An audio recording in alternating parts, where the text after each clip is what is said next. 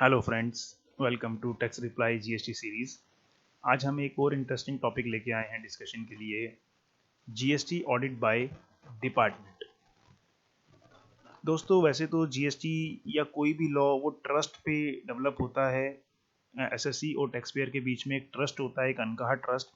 But फिर भी एक ऑडिट का प्रोविजन तो हर लॉ में रहता ही है, जहाँ पे डिपार्टमेंट के पास राइट होता है कि वो किसी भी टैक्स पेयर का ऑडिट करके देख सके कि क्या वो मिसट्रस्ट तो नहीं कर रहा टैक्स पेयर, यानी कोई मिसयूज तो नहीं कर रहा किसी लॉ का। तो इसी के लिए ये टॉपिक है जीएसटी ऑडिट बाय डिपार्टमेंट। हम आपको बताएंगे कि कितने तरह के ऑडिट होते हैं, डिपार्टमेंट कितने तरह का ऑडिट कर सकता है जीएसटी में और कैसे कर सकता है, और उसके पास क्या राइट है, क्या प्रोसीजर है। सबसे पहले पढ़ते हैं ऑडिट होता क्या है। Section 2 subsection 13 of CGST act defines the word audit. Audit में फ्रेंड्स, जीएसटी डिपार्टमेंट जो है वो आपके रिकॉर्ड चेक कर सकता है। चेक करके वो क्या डिसाइड करेगा, वो चेक करते हैं कि आईटीसी जो आपने लिया है वो ठीक लिया है कि नहीं, टर्नओवर आपकी ठीक रिपोर्टेड है या नहीं, टैक्सेस सारे पेड है या नहीं, रिफंड जो क्लेम किया है वो ठीक है या नहीं, कोई एग्जम्पशन डिडक्शन जो आपने क्लेम करी है वो ठीक है या नहीं, या और भी कोई प्रोविजन का कंप्लायंस जो है वो ठीक हो रहा है या नहीं हो रहा है। तो ऑडिट में डिपार्टमेंट के पास ये सब राइट होता है चेक करने का। अब आते हैं कि कितने तरह का जीएसटी ऑडिट होता है डिपार्टमेंट द्वारा। बेसिकली दो तरह के ऑडिट डिपार्टमेंट कर सकता है। पहला है सेक्शन 65 में और दूसरा है सेक्शन 66 में। सेक्शन 65 में है ऑडिट बाय टैक्स अथॉरिटीज और सेक्शन 66 में है स्पेशल ऑडिट। दोनों ही ऑडिट वैसे तो डिपार्टमेंट ही इनिशिएट करता है, दोनों में फर्क ये है कि पहले ऑडिट में 65 में डिपार्टमेंट के ऑफिसर्स खुद ऑडिट करते हैं, यानी वो खुद आएंगे, खुद ऑडिट करेंगे, खुद चेक करेंगे और अपनी रिपोर्ट सबमिट करेंगे। दूसरे केस में 66 में डिपार्टमेंट जो है वो खुद ऑडिट ना करके किसी नॉमिनेटेड सीए को रेफर करते हैं केस, कि उनके डिपार्टमेंट के nominated chartered accountants and cost accountants होते हैं जो इस काम के स्पेशलाइज होते हैं, जिनके पास रिक्विजिट एक्सपीरियंस होता है, नॉलेज होती है। उनको वो रेफर कर देते हैं, फिर वो सीए और कॉस्ट अकाउंटेंट देख के बताते हैं कि इसमें सब ठीक है या नहीं, और वो अपनी रिपोर्ट ऑफिसर को सबमिट करते हैं। तो ये दो तरह के ऑडिट हैं, 65, 66। दोनों के बारे में हम थोड़ा ब्रीफ समझ लेते हैं। कि पहले हम समझते हैं टैक्स ऑडिट बाय अथॉरिटीज, जिसमें डिपार्टमेंट के ऑफिसर खुद ऑडिट करते हैं। इसमें डिपार्टमेंट के ऑफिसर या तो टैक्स पेयर के ऑफिस में आके, उसके प्लेस ऑफ बिजनेस पे आके ऑडिट कर सकते हैं, या फिर वो टैक्स पेयर को कह सकते हैं कि आप अपना रिकॉर्ड लेके हमारे ऑफिस आ जाइए, हम वहाँ पे ऑडिट करेंगे। उनके पास दोनों ही राइट है। वो चाहे तो टैक्स पेयर को बुला लें रिकॉर्ड के साथ, या फिर वो टैक्स पेयर के ऑफिस में जाके वहीं पे चेक कर लें सारा डॉक्यूमेंट्स। ऑडिट शुरू करने से पहले टैक्स पेयर को नोटिस देना होता है एटलीस्ट 15 दिन पहले। फॉर्म जीएसटी एडीटी 1 में ये मैंडेटरी है, उसे नोटिस इशू करना कम से कम 15 दिन पहले। अब टैक्स पेयर की रिस्पॉन्सिबिलिटीज क्या है, उसको ऑडिट ऑडिट का नोटिस मिल गया। अब टैक्स पेयर की 3 रिस्पॉन्सिबिलिटी है।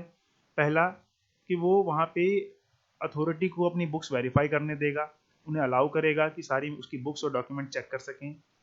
दूसरा, कि जो जो इन्फॉर्मेशन ऑफिसर मांगेंगे वो सारी इन्फॉर्मेशन उन्हें प्रोवाइड करना। तीसरा, उन्हें पूरा सपोर्ट देना for timely completion of the audit, यानी कि वो टाइमली अपना ऑडिट खत्म कर पाएं, इसके लिए उन्हें पूरा सपोर्ट देना।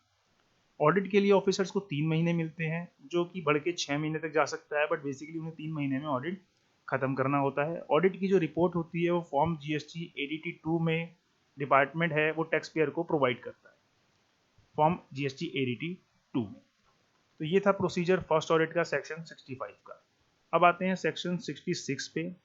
इसमें डिपार्टमेंट खुद ऑडिट ना करके किसी सीए को या कॉस्ट अकाउंटेंट को रेफर करते हैं, बट इसकी प्री कंडीशन है कि आपकी ऑलरेडी या तो कोई स्क्रूटनी, कोई इन्वेस्टिगेशन, कोई इंक्वायरी, कोई अदर प्रोसीडिंग जो है वो ऑलरेडी इनिशिएटेड होनी चाहिए, जब भी ये स्पेशल ऑडिट जो है वो रेफर किया जा सकता है। इसमें कमिश्नर की प्रायर अप्रूवल मैंडेटरी होती है, तभी वो ये ऑडिट इनिशिएट कर सकते हैं। ऑडिट शुरू करने से पहले फॉर्म जीएसटी 83 में डायरेक्शन देनी होती है ऑफिसर को। वो डायरेक्शन देने के ऑडिट के लिए वो डायरेक्शन इशू करेगा। जो भी नॉमिनेटेड सीए और कॉस्ट अकाउंटेंट होगा उसे 90 डेज में ये ऑडिट खत्म करना पड़ता है, जो कि एक्सटेंडेबल है टू अ फर्दर 90 डेज, यानी 90 डेज और एक्सटेंड किए जा सकते हैं in case of requirement. Audit खत्म होने के बाद नॉमिनेटेड सीए और कॉस्ट अकाउंटेंट जो अपनी रिपोर्ट है वो ऑफिसर को वापस सबमिट करेगा फॉर्म जीएसटी एडीटी 4 में।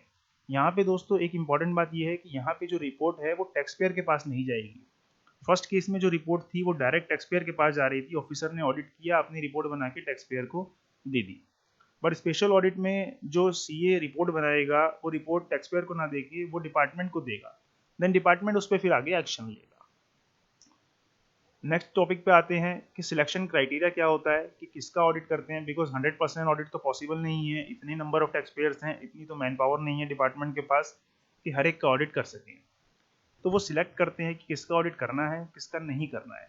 उनके सिलेक्शन के अपने क्राइटेरिया होते हैं जहाँ पे उन्हें लगता है कि ऑडिट की रिक्वायरमेंट है। क्राइटेरिया किसी भी बेस पे हो सकता है, फॉर एग्जांपल टर्नओवर पे बेसिस पे भी हो सकता है, प्रॉफिट के बेस पे भी हो सकता है। अगर आपका वेरिएशन बहुत ज़्यादा आया है as compare to last year turnover और प्रॉफिट में तो भी हो सकता है। अगर आपने बहुत ज़्यादा रिफंड क्लेम कर लिया है तो भी आपका ऑडिट सिलेक्शन में आ सकता है। अगर आपका ऑडिट पहले कभी नहीं हुआ है तो भी आपका केस सिलेक्ट हो सकता है। अगर आपकी मल्टीपल ब्रांचेस हैं और मल्टीपल एक्टिविटीज़ में इन्वॉल्व हैं तो भी आपका केस सिलेक्ट हो सकता है। अगर आपका कहीं और से ऑडिट हुआ है किसी और डिपार्टमेंट से तो भी आपका ऑडिट इनिशिएट हो सकता है। या फिर आपकी इनकंसिस्टेंसी हो रिटर्न फाइलिंग में, यानी आप रिटर्न जो है प्रॉपर ना भर रहे हो तो भी आपका ऑडिट इनिशिएट हो सकता है। तो इस तरह के कई सारे सिलेक्शन क्राइटेरिया होते हैं, बट मेन क्राइटेरिया हमने आपको बताया जो प्रोबेबल क्राइटेरिया हैं, फिक्स नहीं है, एक्सक्लूसिव नहीं है ये, इसके अलावा कई क्राइटेरिया होते हैं जिसकी वजह से आपका केस ऑडिट में आ सकता है। दूसरा कि क्या क्या डॉक्यूमेंट्स होते हैं जब ऑडिट होता है, तो ऑफिसर क्या क्या डॉक्यूमेंट चेक कर सकता है। वो आपकी full books of account check कर सकता है, including balance sheet, profit and loss account. आपकी सारी रिटर्न चेक कर सकते हैं, आपकी invoice, debit note, credit note, receipt voucher, payment voucher, bill of supply, delivery challans, copy of invoices, job work register, stock register, process register, fixed asset register, e-way bill, purchase order, work order, any other order, agreement, income tax return 26 AS, income tax audit report, cost audit report, ये सारे documents वो check कर सकते हैं जो उनको relevant लगते हैं। ऑडिट का जो आउटकम होता है वो क्या होता है, इसमें दो सिचुएशन हो सकती हैं। पहला तो ऑडिट किया और उन्हें कोई एडवर्स फाइंडिंग नहीं मिली, या एडवर्स फाइंडिंग मिली बट एसएससी का रिप्लाई आ गया, टैक्स पेयर का सेटिस्फैक्टरी रिप्लाई आ गया कि हाँ वो सेटिस्फाई हो गए कि कोई इसमें एडवर्स फाइंडिंग नहीं है, तो इस केस में जो प्रोसीडिंग है वो ड्रॉप कर दी जाती है और मैटर कंक्लूड कर दिया जाता है। दूसरी सिचुएशन कि उन्हें कोई फाइंडिंग मिली बट या तो टैक्स पेयर ने कोई रिप्लाई नहीं किया उस पर, या फिर उनका रिप्लाई सेटिस्फैक्टरी नहीं था, तो डिपार्टमेंट जो है उसको फिर फर्दर परस्यू करेगा, उन्हें शो कॉज नोटिस इशू करेगा और फिर आगे वो डिमांड निकाल के इंटरेस्ट और पेनल्टी की प्रोसीडिंग इनिशिएट करेंगे। तो इस पूरे आर्टिकल को अगर हमें समराइज करना हो तो ऑडिट जो है डिपार्टमेंटल ऑडिट वो 3 स्टेजेस में होता है। पहला स्टेज इंटीमेशन ऑफ ऑडिट, यानी सबसे पहले आपको ऑडिट की इंटीमेशन देनी है टैक्स पेयर को। फर्स्ट केस में जहाँ पे आपका सेक्शन 65 है ऑडिट बाय टैक्स अथॉरिटी, उसमें 15 दिन पहले एडीटी 1 में इंटीमेशन देनी होती है। स्पेशल ऑडिट के केस में एडीटी 3 में इंटीमेशन देनी होती है। स्टेज 2 में जो वेरिफिकेशन है वो चेक करेंगे आपके प्लेस पे आके डिपार्टमेंट के ऑफिसर, या आपको बुला के सारे डॉक्यूमेंट्स आपके चेक करेंगे। स्पेशल ऑडिट में डिपार्टमेंट खुद ना चेक करके नॉमिनेटेड सीए या कॉस्ट अकाउंटेंट से चेक करवाएंगे, अपनी रिपोर्ट वो नॉमिनेटेड सीए 90 डेज में सबमिट करेगा। थर्ड है कम्युनिकेशन ऑफ ऑडिट फाइंडिंग्स, यानी कि जो फाइंडिंग्स है वो कम्युनिकेट करना। फर्स्ट केस में जो डिपार्टमेंट है वो टैक्स पेयर को अपनी फाइंडिंग कम्युनिकेट करता है।